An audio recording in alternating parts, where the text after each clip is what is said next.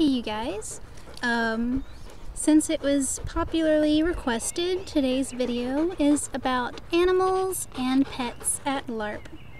And because of the topic, I decided I would have a little guest, little Niddler, one of the precious little family pets. So, say hi! So, pets and animals at LARP. Are you laying down, buddy? Well, it seems like it comes down to opinions, because some people want to deal with the extra stress of having animals to take care of at LARP. I think it's kind of similar to the topic of having young children, except for the risks involved in having animals, such as allergies, possible unfriendly animals, the risks of losing the animal, and things like that are all reasons that would possibly dissuade me from bringing precious little Canute here, who sees something very interesting and isn't behaving, which is another very good example of something that is a con about bringing pets to LARP. But some of the good things. You have your friend and companion there to share something really special that you love.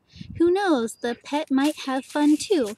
Some other positive things is they're just freaking adorable. And so that's just an example of a few pros and cons of your usual type of pets at a LARP. Now, animals of other types. Things like livestock, and I'm gonna kind of put horses in between pets and livestock.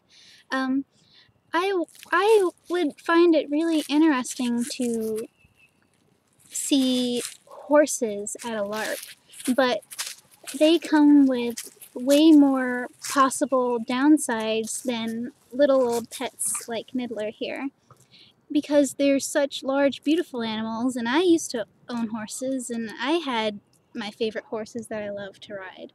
But if you have horses that players could be in control of instead of them just being seen on the site, that's a whole nother thing.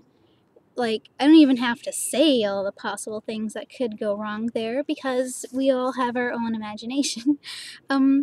But some of the beautiful images that come into my head when I imagine horses at LARP, us at Avogast, we've thought about it a couple times, because there've been some times when we have wanted to use a site that has horse trails and they have horses you can ride, and we've thought about getting horses and just seeing some beautiful horses, but we know that we can't realistically do that without too much risk.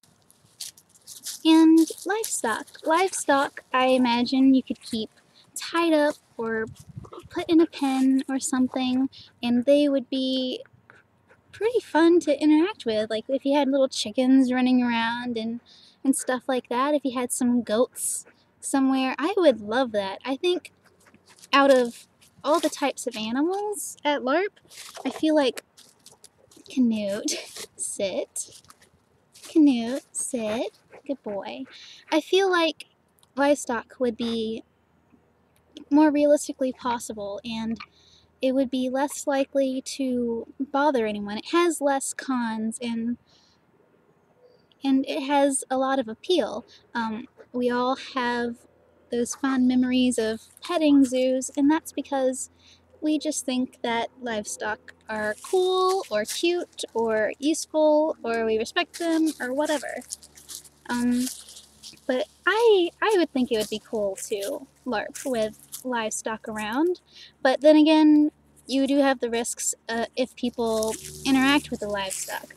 I would love to LARP and like milk a cow and feed chickens and stuff, because back home, like my family has tons of goats and chickens and stuff, so I'm very used to that. So thank you guys for watching, and please comment below with your opinions and your experiences involving animals and LARP, no matter the kind of animal, whether it was a LARP at a, uh, a state park or private land, if you had animals there. I just really want to know your opinions and thoughts. I've given you all my little thoughts on the good and bad of different types of animals at LARP. I hope you enjoyed it, and I hope you enjoyed little Nedler here. I'm sure he loved being out here with me. He has thoroughly enjoyed the sun. So, have a wonderful day, you guys, and I'll see you tomorrow.